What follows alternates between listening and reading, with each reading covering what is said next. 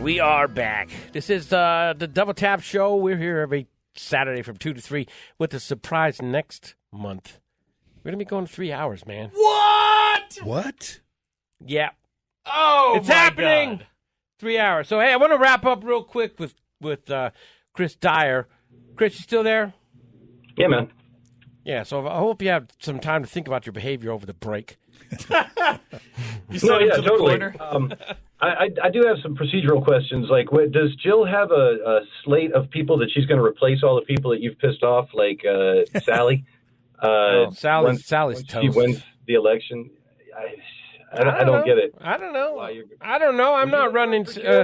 I'm running for you chair. gonna- That's the problem. You're running for chair too? Yeah, if you didn't listen to the first part of the show, that's why Sally Minster Cycle is in trouble with me, because she ousted me as running for chairman when I wasn't going to announce it till like the very last minute.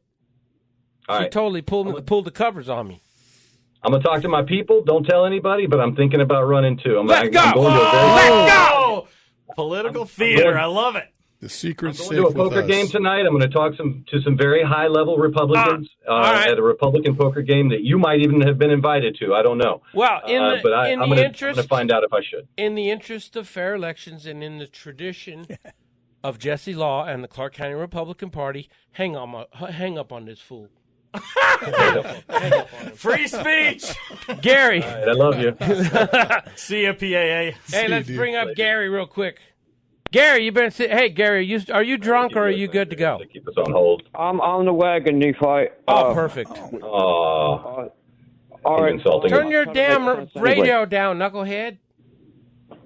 My radio is down. It's Oh not no, on. we got to hang up on Chris. Hang up on Chris. There you go. Oh, I just want to say a couple things. I know it's a short segment. Some of those Dean Martin roasts, especially with Don Rickles there, were pretty brutal.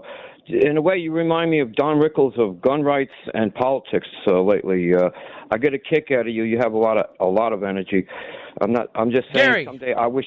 Yes. I feel you, brother, but we can't talk about buses and stuff like that. We got to get talked about this movie. But hey, get some alcohol in you. You're a lot more interesting when you're drinking. All right, I appreciate that. You got it, Gary. So, Tim, tell me. So I was watching your movie last night. Yes. Tell me. And it's hard to watch it. It's kind of like I don't watch movies like, What Happened in Vegas kind of movies, because I've been there. It's like, oh, I know that spot. Oh, I know this. They were standing here or they were standing over there. And so I watched your movie on Amazon Prime last night. Hell's Coming for You. Hell's coming for you. Sally Minster Cycle. So I wanted to, because I've worked on a few movies during COVID. I was a weapons master for a few movies, and it's a different culture. But I wanted to hear how that was for you right after the post-Alec Baldwin debacle. Absolutely. How it was in shooting a movie. Yes, and there was drama on set. The thing is, we were using real guns. Did you have something you were going to chime in, Mel? I wasn't sure if you were. Well, no. Oh, no. Sorry. Okay. He was waving his hand, so I didn't know what he was doing. So, yes, because of the Alec Baldwin situation, our movie was shooting around the same time. There were multiple situations that we had to put up with. The first I'll share with you is the day we were going to shoot a complete shootout that opens the movie where a family gets blown away. It was at Lake Mead. The day we had everything set up, catering, crew, equipment, squibs, lighting, sound, everything, was the day spontaneously Kamala Harris decided she was going to do a speech at that lake. Ew. So she had to. She looks like some trout. She forced us to shut down the whole shoot. We couldn't have people, even if it was fake guns. You can't have guns in a shootout when the vice president is dropping in. So that was no fun. And then, even though we did not have live ammunition on set for the weapons that we used, because we put those in After Effects, the pew pew pew. But we had real weapons. That's normally not a problem when you're on a soundstage or a closed-off set. But some of the locations we had did involve the general public, such as Nelson Ghost Town. So we had real guns, and we needed, in that instance, the armor to have a gun to protect our pile of guns with no ammunition. Whoa. And that became a huge drama on Big set deal. because Huge deal. I mean, we're talking people threatening to mutiny, leave, walk out crying because they said, you told us there was never going to be any real guns no real bullets on set. And we had to explain, we have a pile of guns with no bullets that somebody could walk in with bullets and take over, could steal, could put ammunition in the guns. And then because we didn't have it under control, we had our armorers who had guns to protect the guns with no bullets.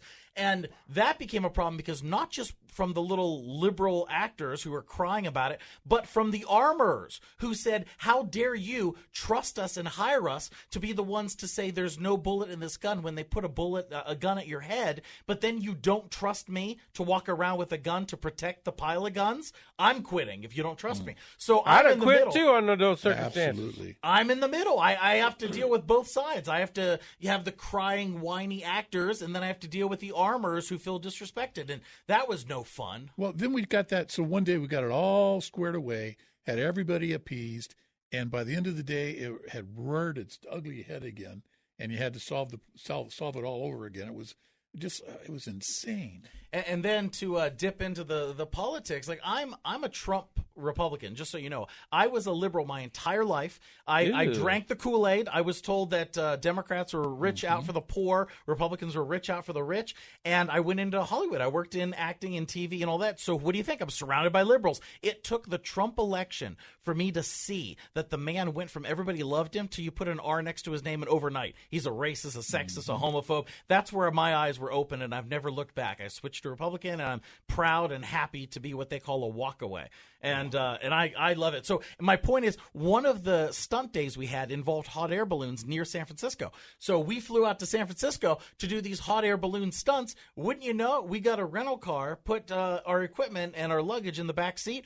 We went to a little restaurant. We were the victim of a Smash and grab, which is so popular around San Francisco because it's a wasteland. It's disgusting. It's all like a third world nation, post-apocalyptic Terminator 2 land. They broke the back of our window, stole our luggage. We lost $15,000 worth of equipment. We had footage of it happening from a camera at the restaurant across the road. The cops didn't even show up. Well, when we called the cops, they said, well, we're not going to come out unless you have it on video. We did. And we did have it on video. Didn't and they matter. Still didn't show up. Yeah. It was insane. They eventually told us, well, upload the footage yourself and do a report. They didn't care. That's what They happens don't when a care liberal at runs all. a city. That's why you need to get your CCW. Yes. Because you know what? We're on our own, folks.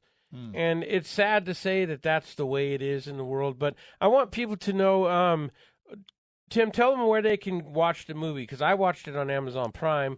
Obviously, Hell's Coming for You. Tell them where else they can Sure, tune in. and I should say what it is. It's Hell's Coming for You. It's about a disabled bounty hunter who's trying to get out of the business, but his ghosts keep coming back, and the guy can't relax. And it's violent, it's vicious, it's exciting, it's funny, it's got all the feels. So it is available on Tubi. It is available on Amazon Prime. It's available on Google Play. It's available on YouTube because you can pay for movies on there now. And we would love it if you would write a review. If you watch it, write a review on IMDb or Amazon because that helps us. We're not Warner Brothers over here. We're a little indie studio, but we love making movies. And we have another one that's in pre-production that we're shooting next month right here in Vegas. And we need a good armorer like Nephi Khaliki, the next chairman for the CCRP. Let me add on to the review. Don't just get on there and give a review. Yeah, I liked it. We want to know what you thought, the good, the bad, how you thought of the storyline. We want like a real review. All right. Well, you folks check that out. I just want to remind you as we wrap up this hour, remember, we're going to be going to 3 hours soon. All right, we got enough to say, man. People are always saying, man, I didn't get enough. I And got that's fine. books, comics. We could talk comedy. We could talk all kinds of stuff. I got jokes. We're going to give it, and you know what? We're going to talk about what we're going to do on the roast on July 15th. Whether on Chris the Double likes it Tap or not. Show.